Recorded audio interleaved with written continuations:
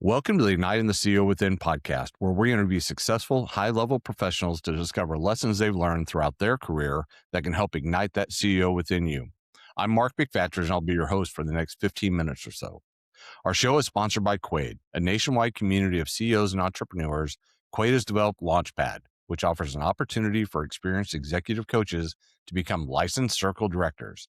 After completing the Launchpad program, you'll lead your own peer advisory circles, helping other CEOs and entrepreneurs excel in their professional and personal lives while providing a community of accountability, challenge, and support. If you'd like to learn more, go to quaidcircle.com. I am so excited. I get to hang out with Ken Stasiak today. He's the CEO and founder of NegotiatorIQ out of Cleveland, Ohio. Ken, welcome to the show. Hey, Mark. Thanks for having me. Man, you've had a really fascinating career. You've launched and exited a bunch of different companies. The work that you do now, you get to see all kinds of different leaders. And I wanted to tap into that experience of you and just see, as you've seen it, what separates the great leaders from the not so great leaders? Yeah. I mean, the number one thing is listening. That listening skill is something that's a premium for leaders. And I think it solves from the point of we always want to try to solve the problem for somebody, right? So Yeah. somebody comes to us with something and well, let me solve that. I mean, if you're married or have a significant other, I fall into that trap as well. And sometimes it's just listening, and that's what they really need. And then understanding, having that empathy when you do listen, and then walk through the process of, are there things that we can do to help that person get through? As we all know, there's things that come up every day that are challenges. Yeah, I love that. I use the phrase and I copied it from somebody, so I don't know who to give it credit to, but listen to understand, not to respond. Right. I mean, Yeah. it took me a long time to figure that out, but once I did, it helped in every facet of my life. The interesting thing though, and I'd love your thoughts on this, are that sounds really easy, but it's not. And it's not, especially in the leadership role, because as you said, we're built to solve problems. So how do you work on that? How do you get people to move to that listen to understand piece as opposed to listen to solve? Yeah. And so what I had done in my previous leadership positions is take time throughout the day where I block it off for those conversations, because it's the 5 minutes here, it's the setting up the conference call, running to the next one, and having back to back to back. You just get fatigued. So if you set that time up and just say, whether it's 9 to 11 or my time where I'm going to meet with people, walk through things, it puts you in a perspective where you're now engaging in that and you're not trying to solve. And that's time designated for you to listen, be empathetic. Your employees will love it, the people that report to you, because they know that that time frame is designated and they know who's going to show up when it is that time. Yeah. No, that's really good. I'm a structure person as well, so Yeah. that really helps. Walk through that exact conversation too, though, because there are a bunch of different dynamics, right? Like there's having time set aside where people are going to come in and they know they're going to get you. But there's also a component to that of you've got to build trust where they're actually going to share with you what's really on their mind, right? Like, you come to the classic subordinate manager type role, Right. and a lot of them are thinking about, a lot of the subordinates, a lot of your teammates are thinking about, oh my God, I can't say that to my boss. I can't, what does he really want to know? Right. Right. How do you start to build that breakdown? Yeah. Well, I mean, the first thing is that bonding and rapport, right? It's breaking down that wall. And that's why if you set, time aside, it's not 15 minutes. It's not, we got to rush to get through the next one. It's taking that time and getting to know the person and building that trust up so that you become that leader that people say, hey, I did bring that to Ken. And you know what? He listened and we were able to kind of move along. Or we didn't agree, but that's okay. At least he heard what I was saying and we kind of moved forward on that. So I think you have to have that in any leadership role. You're not going to be able to solve all problems and make everybody happy, but people do have to feel like they could talk to you without having that filter on, and that things are going to be resolved one way or another.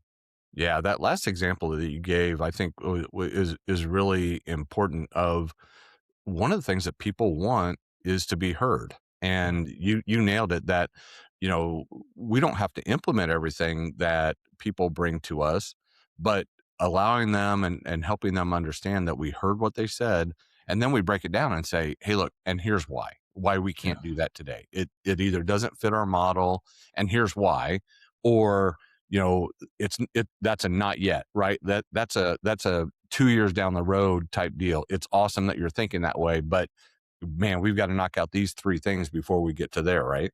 Right. Yeah, and it's sometimes just cool the jets, you know? People sometimes get impatient and they wanna see a lot of change in the organization.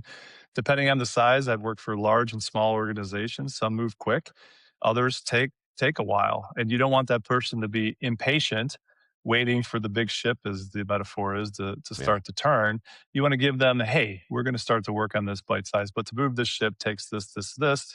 And, you know, a big fan of this is lead in any role. So even if you're coming in as subordinate and you're coming to me and you want to make change, you could do that at any level. You know, you could be a leader at any level. So I think there's a lot to be said in that, as having that mentality, empowering people to say, I agree. Let's go do this together.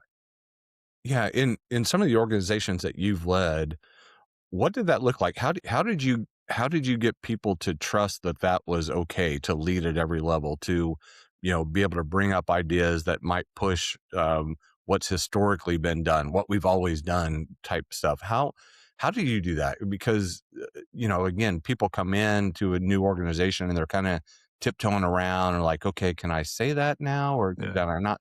How do you build that culture that allows that to happen from a new employee's day one? Yeah. So, I mean, the number one thing I have found to be effective is don't try to sugarcoat everything. The organization has flaws. You have flaws as leaders. The worst thing you want to do is say, "Oh no, that's not an issue," and play it down. Be forthcoming. Yep, this is a challenge. This is something we've been looking to change for a while, or we know that this is a shortcoming in our leadership style, or whatever the case may be. But be honest, be transparent, and be fully empathetic to the fact that the person's going to see it one way or another, especially to your point. They just came into the organization. We used to do 30-day evals where we would sit down with the person after 30 days and tell me everything you like about the company, everything you don't like, and what did you see from your previous company that you want to see implemented here. They weren't indoctrinated enough to drink the Kool-Aid, if you will, Yeah. and they had enough where they can say, "Hey, this is really good here, and you guys got something that you really need to build upon." So I think it's just being honest with people and say, "Hey, things are going to change, but here's the speed, here's what it takes." And yeah, I agree with you. We're not doing this, this, and this correct, and we could be doing better. Yeah, that's really good. I like, there's another component to that too that, calling something what it is, right? Like if something's good, call it good. Don't say that that's great, Right. right? Like, and that goes into that honesty component. Yeah, yeah, and I think too many times as leaders, we have to, you know, be the one and running the flag and never show that emotion and never show that there's chinks in the armor. Yeah, you look behind and everybody sees it. Everybody's like, "Wow, there's a lot going on there," and the people that follow are the ones that are truly vulnerable. Like when I walk into the meeting, it's like, "Hey, I'm having a bad day. you know, Right. this stuff happened. I apologize. I'm not 100% with it." And people rally around that. They're like, "Oh, yeah, no problem. I had that last week. And, so and so was there to pick me up." So, as leaders, we have to be vulnerable in there. We have to be vulnerable to the organization and our employees and people that report to us. Yeah. So that's not a natural feeling, right? For leaders, right? We have that, um I'm at this level, I can't show vulnerability, Yeah. type feeling. It's wrong. I mean, that's the wrong thing. Although I will say there's a balance, right? You can't just, throw it all open Right. and get out there. I think there's that balance. So how do you walk that balance of the vulnerability piece and just, dumping everything on Yeah. everybody? Yeah. Well, I think it's as you said, it's a very fine line. And I think as a leader, your leadership traits will come across. And if you do 360 reviews, which are key to understand that for leaders, It's working on the ones that are very strong. So for me, I don't listen very well. That's my listening. I've been working on that, right? So I walk into that being like, hey, one of the things I really struggle with is listening. So I forthcome my challenge and my vulnerability to people Hmm. because it helps them understand that he's trying, he's working on this. And yeah, I've seen him kind of doze off a few times in meetings, jokingly, but it allows me to say that, and it allows them people to understand that. And then my strengths that are things that I bring to the meeting, I don't need to work on those. So those naturally come out. So that's the balance, is the opportunities you have to grow as leaders are ones you need to lean into and be forthcoming with, because people around you will say, yeah, I agree. These are things he's been working on. And 3 years ago, this is where Ken was, and 3 years later, this is where he's at today. And that progress, I think, is what makes people really strong in leadership. Yeah, yeah, that's really good. When you start when you start thinking about growth and your personal growth as a leader, who do you lean on to help you get there? Is it just reading? Do you have a coach? Are you part of a peer group? What does that look like?